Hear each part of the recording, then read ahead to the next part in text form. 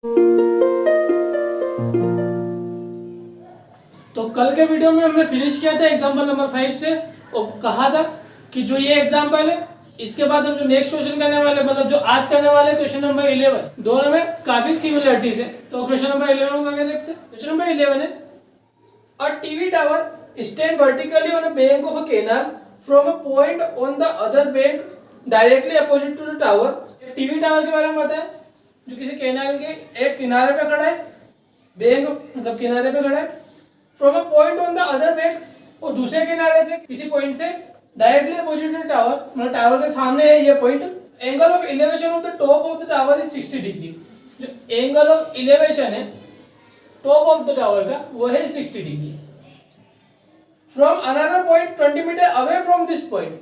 अब इस पॉइंट से 20 मीटर अवे चले जाए मतलब दूर चले जाए, दूर किससे, इस टावर से 20 मीटर अवे चले जाए, ये यहां से लेके यहां तक की डिस्टेंस है। Then on the line joining this point to the foot of the tower, the angle of elevation of top of the tower is 30 degree. अब जो angle of elevation बन रहा है वो 30 डिग्री है। Find the height of the tower and width of the canal. हमें height of tower बतानी है मतलब ये चीज, और width of canal मतलब केवल 60 डिग्री बनना था वहां तक, क्योंकि ये तो एक्स्ट्रा बात में गए, ये अदर बैंक पे था ये पॉइंट और एक किनारे पे ये टावर खड़ा है, तो टोटल ये लाइन मतलब इसकी लेंथ विड्थ हो जाएगी कैनाल की। तो नाम दे देते टावर दे देते ए बी और लिख देंगे गिवन या let A B equal to height of tower, और हाइट ऑफ टावर दिया नहीं है।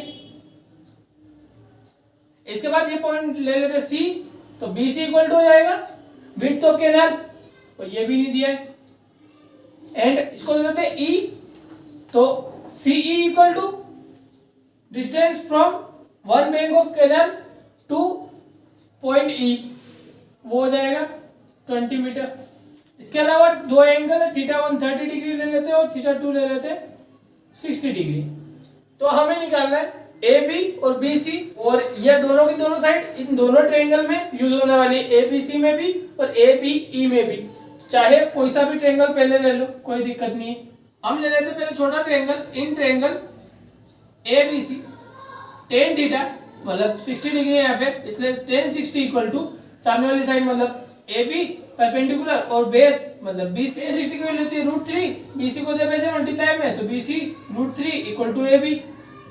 अब ज्यादा चेंज करने की जरूरत नहीं है, दोनों की वैल्यू निकाल ली, इसलिए जो भी निकला वो ठीक है हमारे लिए। तो ए बी का भी है, इक्वेशन फर्स्ट ले ले या ए बी मान लेते इसे, जो कि है ही सही है। अगला ट्रायंगल देखें, in triangle A B E tan 30 equal to ये हो जाएगा सामने वाली साइड मतलब ए बी अपॉन जी ई, जो कि बेस है इसके लिए। टेन 30 की वैल्यू होती है 1/√3। ए बी की वैल्यू हमें यहाँ से मिली हुई है इक्वेशन फर्स्ट से, तो लिख लेते हैं हम B C √3 upon B E की वैल्यू, बी ई हो जाएगा B C plus C E, B C plus C E की वैल्यू 20, क्रॉस मल्टीप्लाई कर लेते हैं, ये डिवाइड सीधे बचेगा मल्टीप्लाई में और इसे भी डिवाइड सीधे बचेगा मल्टीप्लाई में, तो 1 से मल्टीप्लाई होगा BC प्लस 20 और √3 से मल्टीप्लाई होगा BC, तो हो जाएगा 3BC। BC को साइड में भेज दे, माइनस में चला जाएगा, तो BC minus BC 3BC minus BC, और 3BC माइनस BC होता है 2BC और 20 के बराबर है ये, तो BC इक्वल टू हो जाएगा 20 डिवाइड बाई 2 मतलब 10 मीटर। तो BC मतलब जो विड्थ ऑफ कैनाल है वो हमें मिल गई 10 मीटर। अब हमें निकालना है AB, तो हम लिख सकते हैं सो इक्वेशन फर्स्ट बिकम मतलब AB इक्वल टू BC √3 और BC हो जाएगा 10 √3 मीटर। तो हम कह सकते हैं height of tower equal to 10 √3 metre, और यही हमारे सॉल्यूशन हो गए। इनको हम लास्ट लाइन के थ्रू शो कर देंगे।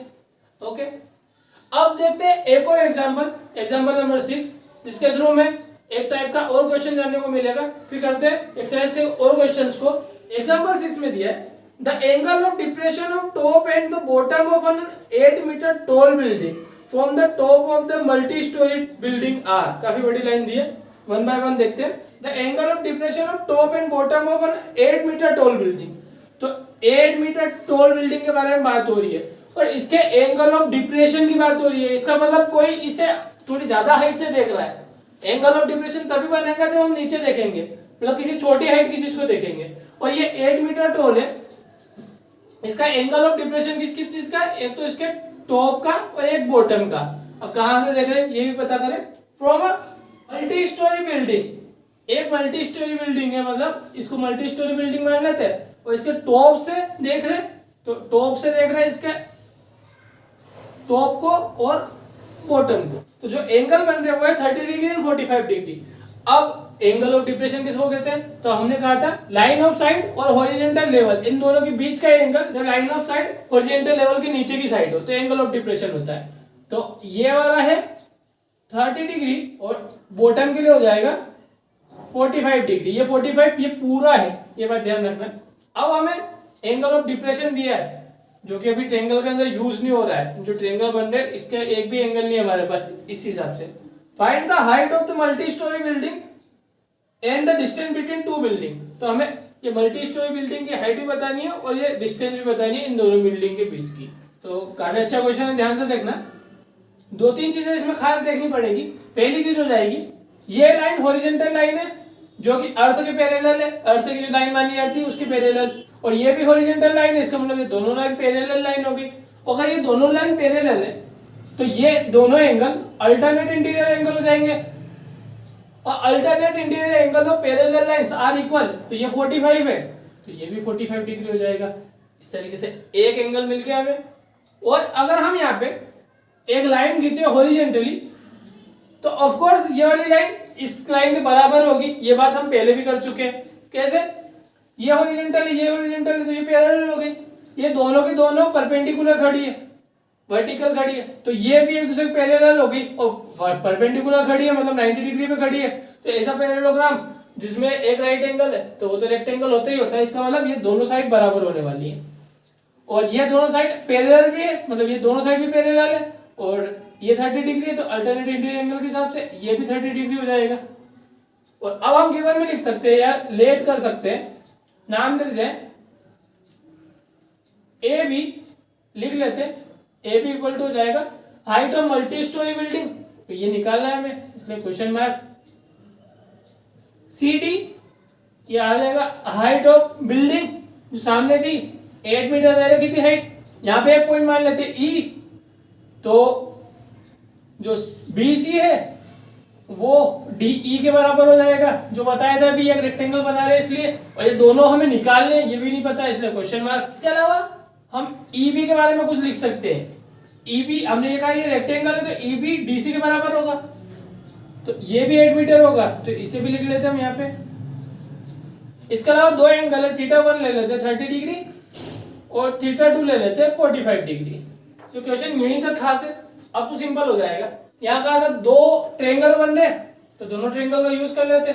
नॉर्मली हम सबसे पहले छोटा ट्रायंगल यूज करते हैं जिसमें कम से कम चीजें आ रही हो और ज्यादा ज्यादा चीजें दी गई हो, तो हम यूज कर लेते हैं यहाँ पे ए ई डी, कम चीजें आ रही है इस कारण से। बेसिकली हमें 8 मीटर दिया है जो इसके बराबर है, तो बड़ा वाला ट्रायंगल यूज करना चाहिए तो अपन निकालें दोनों चीजें, इस कारण से इसी को यूज कर लेते हैं।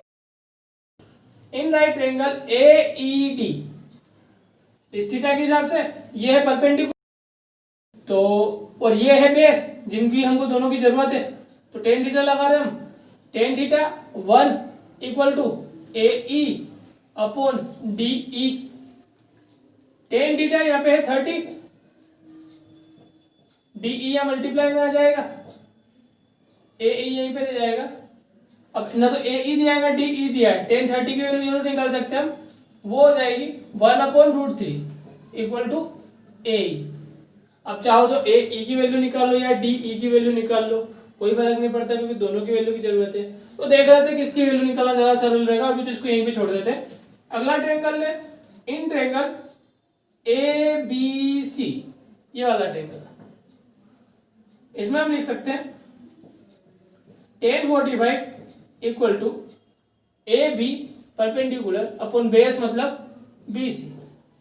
tan 45 की वैल्यू थी 1, ए बी की वैल्यू है A E plus E B upon B C, और बी सी की वैल्यू हमने लिखा था डी ई के बराबर है, तो यहाँ पे हम डी ई लिख सकते हैं। अब अगर ए ई की वैल्यू यहाँ पे रखे तो वो अपॉन में आएगा तो थोड़ा सा प्रॉब्लम क्रिएट कर सकता है, तो ज्यादा अच्छा होगा हम डी ई की वैल्यू निकाल लेते हैं। √3 को जब भेज देंगे तो √3 ए ई बात बराबर पड़ने वाली है, कोई इतना बड़ा भी नहीं होने वाला, थोड़ा सा अंतर पड़ेगा ज्यादा से ज्यादा।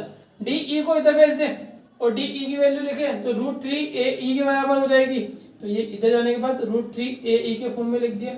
यहाँ पे ए ई है हमारे पास और ई बी की वैल्यू है हमारे पास, ई बी सी डी के बराबर था मतलब 8, तो प्लस 8 ए ई को इस साइड में भेज देते माइनस में हो जाएगा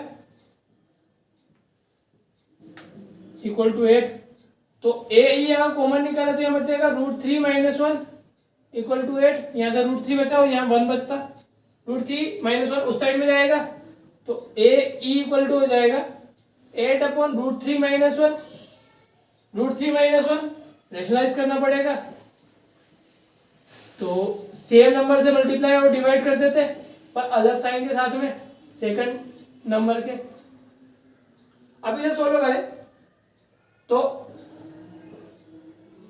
ए ई इक्वल टू हो जाएगा 8√3 + 1 अपॉन √3 का स्क्वायर 3 - 1 का स्क्वायर मतलब 1, तो 3 - 1 हो जाएगा 2 और डिवाइड करेंगे तो हो जाएगा 4√3 + 1। तो ये हो जाएगा ए ई। अभी हमें प्रॉपरली ए ई नहीं निकालना था, हमको प्रॉपरली तो ए बी निकालना था, इसका मतलब क्वेश्चन अभी बाकी है। अभी एक और चीज निकाल लेते हैं जो हमने यहाँ देखी थी डी ई की वैल्यू। इसे अगर इक्वेशन फर्स्ट बोले तो by equation first D E equal to √3 A E और ए ई की वैल्यू है 4√3 + 1। थोड़ा और सोल्व करें तो √3 का मल्टीप्लाई हो जाएगा अंदर की साइड में तो 4, √3 का मल्टीप्लाई होगा तो 3 + 1 से करेंगे तो √3। तो डी ई मतलब ये डिस्टेंस जो कि इसके बराबर थी मतलब बी सी, सो बी सी मतलब distance between this building equal to 4, 3 + √3 metre. अब हमें निकालनी है height of multi storey building जिसमें हमें ईपी दिया था, ए ई और निकालना है। यार नॉर्मल तरीके से तुम समझ सकते हो, जब भी 45 डिग्री का एंगल आता है जिसके बारे में मैंने कहा था मेरे को सबसे अच्छा लगता है, क्यों? क्योंकि इसकी वैल्यू होती है 1 10 45 की, और इस कारण से जो परपेंडिकुलर है और जो बेस है वो आपस में बराबर हो जाते हैं। मतलब मल्टी स्टोरी बिल्डिंग की हाइट भी यही आने वाली है जो इसके आई है, तो चाहे तो सोल्व कर सकते हैं। इसके आगे लिख सकते हैं हम and A B equal to A E plus E B. A E की वैल्यू आई है 4√3 + 1 प्लस ई बी की वैल्यू जो कि है 8 मीटर। अब अगर हम देखें इन दोनों टर्म में कॉमन है 4, तो यहाँ पे बच जाएगा √3 + 1 और यहाँ बच जाएगा 4 2 8 मतलब +2। अब इसे हम लिखेंगे 4√3 1 + 2 होता है 3 मीटर और जो कि इसके बराबर है पूरा का पूरा।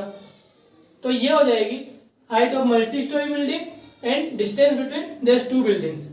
ओके, तो अब करते हैं क्वेश्चन नंबर 12, तो बनाते फिगर।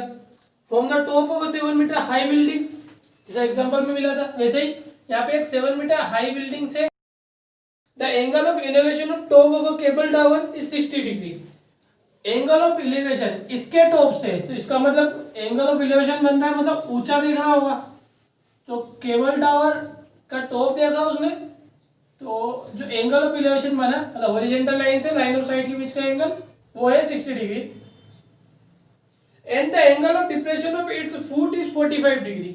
और एंगल ऑफ डिप्रेशन जो है इसका फुट का वो है 45 डिग्री। तो एंगल ऑफ डिप्रेशन होता है हॉरिजॉन्टल लाइन और जो लाइन ऑफ साइट है उसके बीच का angle below the horizontal line, ये 45 डिग्री है। Determine the height of the tower, तो हमें ये जो केबल टावर है उसकी हाइट बतानी है। तो सबसे पहले तो ये 45 डिग्री है तो ये भी 45 हो जाएगा, बार बार पता है मतलब 2 बार बता चुके हम इस बात को। ये दोनों पैरेलल लाइन है और इस कारण से ये अल्टरनेटिव एंगल के थ्रू बराबर हो जाएंगे और ये रेक्टेंगल फॉर्म कर रहा है, इसका मतलब ये भी 7 मीटर हो जाएगा। और अगर हम नाम दें इसको ए बी तो हम लिख सकते हैं लेट गिवन जो भी चाहे वो लिख के A B equal to height of building equal to 7 metre और इसी ए बी के बराबर ये वाली हाइट हो जाएगी तो पहले तो इसका नाम दे देते हैं हम सी डी, और इसको इक्वल टू बोल सकते हैं हम सी डी के, क्योंकि रेक्टेंगल फॉर्म कर रहा है तो अपोजिट साइड बराबर। अब हमें निकालना है इस टावर की हाइट, तो इधर पॉइंट दे देते ई, और ईसी बताना है हमें equal to height of tower. इसके अलावा हमें एक एंगल दिया है 45 डिग्री और एक एंगल दिया है 60 डिग्री। अब स्टार्ट करें, तो अगर हाइट निकालनी है तो ट्रायंगल कुछ ऐसा फॉर्म होना था कि पूरी साइड आ जाए। अब इसमें 7 मीटर पता है तो केवल इतना सा निकालना, और ऐसे एक ट्रायंगल फॉर्म हो रहा है पर उसमें कुछ भी नहीं दिया है, पर यह जो साइड है वो इस साइड के बराबर होगा, जैसे कि पहले भी कहा था ये रेक्टेंगल फॉर्म कर रहे हैं, इसलिए तो हम लिख सकते हैं यहाँ पे AD equal to BC equal to distance between tower and building. सबसे पहले तो हम AD पता कर ले, मतलब BC पता कर ले, तो इसके थ्रू हम बराबर बता देंगे। तो लिखते हैं पहले ये वाला ट्रायंगल जिसके अंदर BC आ रहा है, वो एंगल भी हमें 45 मिला है, जिसका in triangle ABC tan theta मतलब tan 45 इक्वल टू सामने वाली साइड जो हमें दी है और अपॉन बेस जो हमें निकालनी है। tan 45 की वैल्यू थी 1, BC निकालना था, इधर चला जाएगा तो मल्टीप्लाई में चला जाएगा डिवाइड से, और AB की वैल्यू थी 7 मीटर, तो हमें BC की वैल्यू मिल गई 7 मीटर। अब देखें इन ट्रायंगल ये वाला ADE, इसमें अगर लगाए tan 60 सामने वाली साइड मतलब ED divide by AD, tan 60 की वैल्यू होती है √3, AD से मल्टीप्लाई में आ जाएगा, और AD किसके बराबर है, AD बराबर है BC के। तो पहले तो इसे AD के फॉर्म में लिख लेते हैं, उसके बाद इसे हम लिख सकते हैं BC के फॉर्म में, और BC की वैल्यू हमें पता है 7 मीटर, तो टोटल आंसर हो जाएगा 7 इसकी जगह और √3 का √3, ये हो जाएगी ED की वैल्यू। तो अब ED की वैल्यू पता पड़ गई, और ये तो हमें पहले से पता था 7, तो हम लिख सकते हैं so the height of tower equal to EC equal to ED plus DC, इतना पार्ट और ये दोनों, ED जो कि 7 √3 प्लस DC है 7 कॉमन निकाले तो हो जाएगा √3 प्लस 1 मीटर, और ये हमारा फाइनल आंसर हो जाएगा, पूरा सोल्व करने की जरूरत नहीं पड़ेगी। ओके, तो क्वेश्चन केवल समझना ही इंपॉर्टेंट है यहाँ पे, क्योंकि सॉल्यूशन तो काफी छोटे हो रहे हैं और एक जैसे हो रहे हैं सबके सब। अब चलते हैं क्वेश्चन नंबर 13 पे, जो इस वीडियो का लास्ट क्वेश्चन है। क्वेश्चन अच्छे से समझेंगे और फिगर बनाने की कोशिश करेंगे। क्वेश्चन है as observe from the top of a 75 metre high lighthouse, तो एक 75 मीटर हाई लाइट हाउस है, from the sea level the angle of depression of two ships are 30 degree and 45 degree. दो ships का angle of depression, of course lighthouse ocean में जो lights होती है जो रास्ता दिखाती है शिप्स को, उसके लिए बोला है, और वहां से देखा जाएगा तो जो शिप्स को देखेंगे तो एंगल ऑफ डिप्रेशन ही बनना है। तो दो शिप्स के लिए बता रखा है, एक 30 डिग्री है और एक 45 डिग्री है। अब यहां से हमें ये तो पता पड़ सकता है कौन सी वाली आगे कौन सी वाली पीछे, बट हम ये नहीं बता पाएंगे कि दोनों किस साइड में हो सकता है, 30 डिग्री वाली इस साइड में और 45 डिग्री वाली इस साइड में हो। तो क्वेश्चन नंबर देखें, if one ship is exactly behind the other on the same side of the light house, और इसमें क्लियर लिख रखा है कि एक तो सेम साइड है पर एक के पीछे ही एक है, मतलब अगर 2D में भी बनाएंगे तो भी काम चल जाएगा। सपोज करें पहली शिप यहाँ पे है और दूसरी शिप यहाँ पे है, और जो एंगल ऑफ डिप्रेशन बोला है तो हॉरिजॉन्टल लेवल से देखें। अब ये पता करना है कि पहले कौन सा एंगल बनाएंगे बाद में कौन सा एंगल बनाएंगे, या इतना सा कितना एंगल होगा और ये पूरा वाला कितना एंगल होगा। तो हमने पहले भी कहा था जो चीज दूर होती है वहां से अगर हम देखेंगे किसी चीज को तो हमको ज्यादा ऊंचा नहीं देखना पड़ता, मतलब छोटा एंगल बनेगा। पास से देखेंगे तो ज्यादा ऊंचा देखना पड़ेगा उसी चीज को, तो बड़ा एंगल बनेगा। इसका मतलब ये वाला एंगल होना चाहिए 45 डिग्री और ये वाला होना चाहिए 30। इसका मतलब ये बाद वाली शिप के लिए 30 डिग्री है और जो पास वाली शिप है उसके लिए एंगल बन रहा है 45 डिग्री का। Find the distance between two ships, तो हमें ये डिस्टेंस बतानी है इन दोनों के बीच की कितनी डिस्टेंस है। नाम लिख लेते हैं इनके लिए, लाइट हाउस का नाम रख लेते हैं ए बी और लिख देंगे A B equal to height of lighthouse equal to 75 metre. इस शिप के लिए पॉइंट सी और इसके लिए डी रख लेते हैं, तो हम कह पाएंगे C D equal to distance between two ships और इसके अलावा जो एंगल्स है तो अल्टरनेट इंटीरियर एंगल के थ्रू हम इसे कह सकते हैं 30 डिग्री का और इसे कह सकते हैं 45 डिग्री का। अब स्टार्ट करें सॉल्यूशन। हमें निकालना ये है, मतलब बेस आना चाहिए और दे ये रखा है परपेंडिकुलर, मतलब टेन का यूज होने वाला है। तो सबसे पहले वो पार्ट यूज करें जिसमें कम चीजें हैं, मतलब छोटा वाला ट्रायंगल ए बी सी। तो लिखिए in right triangle A B C 10 और एंगल यहाँ पे 45 इक्वल टू सामने वाली साइड मतलब परपेंडिकुलर और अपॉन बेस। अब 10 45 की वैल्यू थी 1, ए बी की वैल्यू है 75 और बी सी की वैल्यू पता नहीं है। डिवाइड में इस साइड में जाएगी तो मल्टीप्लाई में हो जाएगी, तो बी सी इक्वल टू हो जाएगा 75। तो ये जो डिस्टेंस है वो पता पड़ गई लाइट हाउस से, जो पहली शिप है उसकी डिस्टेंस। दूसरी शिप की देखें तो इन ट्रायंगल अगला हम ले सकते हैं ए बी डी पूरा लेना पड़ेगा क्योंकि राइट एंगल ट्रायंगल ही ले सकते हैं, ऐसे ए सी डी नहीं ले सकते, सी डी निकालना है इसलिए क्योंकि वो राइट एंगल ट्रायंगल नहीं है तो ट्रिग्नोमेट्री लगेगी नहीं। इसमें 10 30 हो जाएगा, एंगल 30 इसलिए इक्वल टू परपेंडिकुलर मतलब ए बी अपॉन बेस हो जाएगा यहाँ पे बी डी। 10 30 की वैल्यू हो जाएगी 1/√3, ए बी की वैल्यू 75 और बी डी की वैल्यू हो जाएगी B C plus C D और बी सी आया है 75 तो इसको लिख सकते हम 75 प्लस सी डी। इसको इधर की साइड भेज दे और इसको इधर की साइड भेज दे तो डिवाइड से दोनों चीजें मल्टीप्लाई में चली जाएंगी। तो ये हो जाएगा 75 plus C D equal to 75 और √3 इस साइड में मल्टीप्लाई में गया तो इंटू √3 या तो 1 था मल्टीप्लाई में इसलिए सेम है ये। तो सी डी इक्वल टू हो जाएगा 75 √3 माइनस 75 कॉमन निकाले तो अंदर बच जाएगा √3 -1 और फाइनल आंसर हम मीटर में लिखेंगे। ओके।